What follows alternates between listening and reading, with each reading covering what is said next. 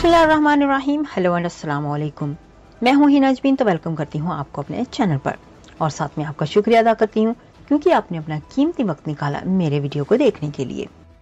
गुजरात में अहमदी डॉक्टर का कत्ल और उनके मुबैना कातिल की खुदकुशी का मुअम्मा जो सुलझने का नाम नहीं ले रहा।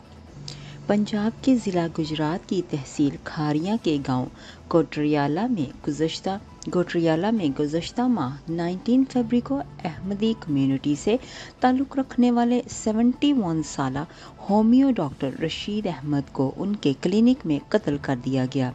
डॉक्टर रशीद ने एक कमरे का क्लिनिक अपने ही घर में बना रखा था। होमियो डॉक्टर रशीद अहमद के मुबैना कातिल की शिनाख्त 20 साला हाफिज़ इनामुल हक के नाम से हुई। ताहम इस मामले में पेचीदा सूरत हाल उस वक्त इख्तियार की जब मुबैना कातिल ने उस वारदात की थोड़ी ही देर बाद खुद को गोली मारकर अपनी ज़िंदगी का खात्मा कर लिया। उसकी लाश क्लिनिक से मुल्हक़ा खाली खेत में पड़ी हुई मिली। 19 फरवरी को इतवार का दिन था और उसी रोज़ क्लिनिक शुरू होने से पहले डॉक्टर रशीद अहमद मामूल के मुताबिक अपने गांव गोटरियाला के करीबी गांव डोगाथियाल में अपनी शादीशुदा बेटी से मिलने गए। रशीद अहमद के दामाद ज़ियाउल हक बताते हैं कि मेरा भाई बैरून मुल्क से आया हुआ था। जिस वक्त मेरे ससुर यानी डॉक्टर रशीद उससे मिलने हमारे घर आए थे तो मेरा भाई सो रहा था। मेरे ससुर ने उन्हें जगाने से मना किया और कहा कि वो बाद में मिलने आ जाएंगे। रशीद अहमद अपनी बेटी के घर से वापस आकर क्लिनिक बैठ गए। उस रोज़ गांव में एक फौतगी हुई थी और 3:30 से 4 बजे के दरमियान गांव के ज़्यादातर लोग जनाजा पढ़ने के लिए जनाजा गाह में मौजूद थे। जब मुबैना कातिल हाफिज़ इनाम और उनके हम उम्र दोस्त और कारोबारी शराकतदार बाबर ने रशीद अहमद के मुलाजिम ज़काउल्लाह से इस्तफसार किया कि क्या आज डॉक्टर साहब का क्लिनिक खुला हुआ है। यहाँ से आगे उस वक्त वाक़े की तफसील मकतूल रशीद अहमद के 2 मुलाजमीन ज़काउल्लाह और मोहम्मद महबूब यूँ सुनाती हैं कि हम दोनों क्लिनिक से कुछ ही फासले पर घास काटने की मशीन से घास काट रहे थे जब बाबर के हमरा आने वाले हाफिज़ इनाम ने हमसे पूछा कि क्या डॉक्टर साहब क्लिनिक पर हैं। मेरी दाढ़ में दर्द है, दवा लेनी है।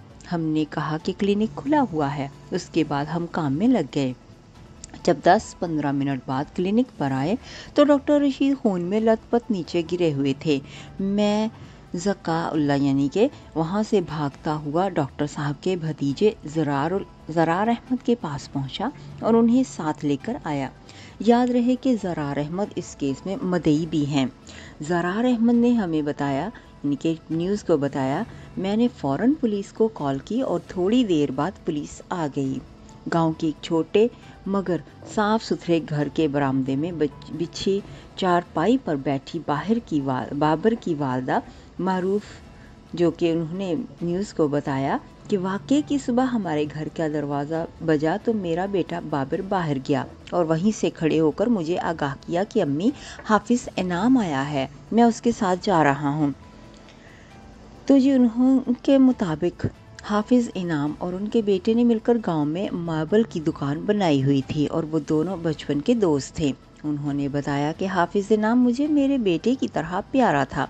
असर के वक्त मैं अपने हमसाये में दूध लेने के लिए बर्तन रखने गई कि पीछे से मेरी देवरानी यानी कि बाबर की चच्ची बुलाने आ गई और बताया कि बाबर को कुछ हो गया है।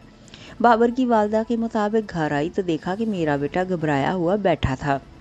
उसने बताया कि इनाम ने मुझे कहा कि मेरी दाढ़ में दर्द है, डॉक्टर के पास दवाई लेने चलते हैं। हम वहां चले गए। क्लिनिक में गए तो डॉक्टर साहब एक अकेले बैठे थे। इनाम ने डॉक्टर से कहा कि उसकी दाढ़ में दर्द है और जैसे ही डॉक्टर साहब दवा उठाने के लिए मुड़े तो हाफिज़ इनाम ने उनकी गर्दन में गोली मार दी। हम फ़ौरन वहाँ से भाग निकले। क्लिनिक से बाहर खेतों की तरफ जाते हुए मैं गिर गया। इनाम आगे था और उसी दौरान उसने मुझे कहा कि मैं खुद को भी गोली मार रहा हूँ। मैंने चीख कर कहा ऐसा ना करो, लेकिन उसने खुद को गोली मार दी और मैं भागकर घर आ गया। बाबर के वालिद विलायत हुसैन इस वारदात के वक्त गांव से बाहर जंगल में बकरियां चरा रहे थे। उन्होंने भी हमें यही कहानी सुनाई। उस वाक़े के कुछ देर बाद पुलिस आई और बाबर को गिरफ्तार करके ले गई। बाद अज़ां बाबर ने पुलिस को अपना यही बयान रिकॉर्ड करवाया। रशीद अहमद की उम्र 71 बरस थी और वो नॉर्वे की शहरियत भी रखते थे। उनके ख़ानदानी ज़राए के मुताबिक रशीद अहमद 1980 से 2010 तक नॉर्वे में अपनी बीवी बच्चों के साथ रहे, मगर फिर पाकिस्तान वापस आ गए। रशीद अहमद के बेटे वक़ास अहमद के मुताबिक हम 8 बहन भाई हैं। मेरे वालिद नॉर्वे में फैक्ट्री में काम करते थे, मगर 2010 में गांव वापस आ गए। हमारी एक बहन पाकिस्तान में रहती हैं, जबकि बाकी बहन भाई बैरून मुल्क आबाद हैं। हमें जैसे ही वालिद साहब की इतला मिली तो हम पाकिस्तान आ गए। रशीद अहमद के दामाद ज़ियाउर रहमान के मुताबिक मेरे ससुर अकेले रह रहे थे। 2 मुलाजिम काम काज के लिए रखे हुए थे, मगर दोनों शाम को अपने घरों में चले जाते थे। वो रात को अकेले रहते थे और अपना खाना भी खुद ही तैयार करते थे।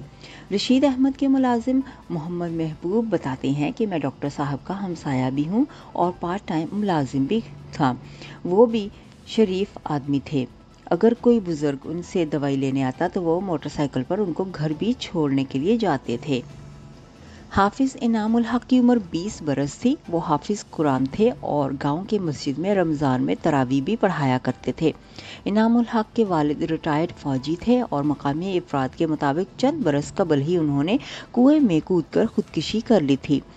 इनाम के एक भाई उमर एहसान ने हमें बताया कि हम 3 बहन भाई हैं, यानी कि 3 भाई हैं। इनाम ने 2 दुकानें वेल्डिंग और मार्बल की बना रखी थी। सुबह सवेरे वो काम पर चला जाता था। उसने कुरान भी हिफ्ज कर रखा था और रमज़ान में मस्जिद में तरावी भी पढ़ाता था।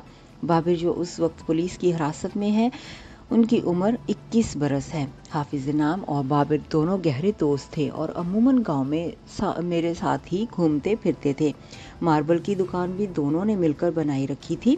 बाबर के वालिद भी फौज से रिटायर्ड हैं और गांव ही में खेती बाड़ी करते हैं। बाबर की वालदा के मुताबिक उनके बेटे 10वीं तक की तालीम हासिल की हुई है। जाने से पहले अगर आपने मेरे चैनल को अभी तक सब्सक्राइब नहीं किया तो प्लीज़ काइंडली कर लीजिएगा और जी हाँ, अपना बहुत सा ख्याल रखिएगा। हमेशा खुश रहिएगा। नेक्स्ट वीडियो तक के लिए मुझे इजाज़त दीजिएगा। अल्लाह हाफिज़।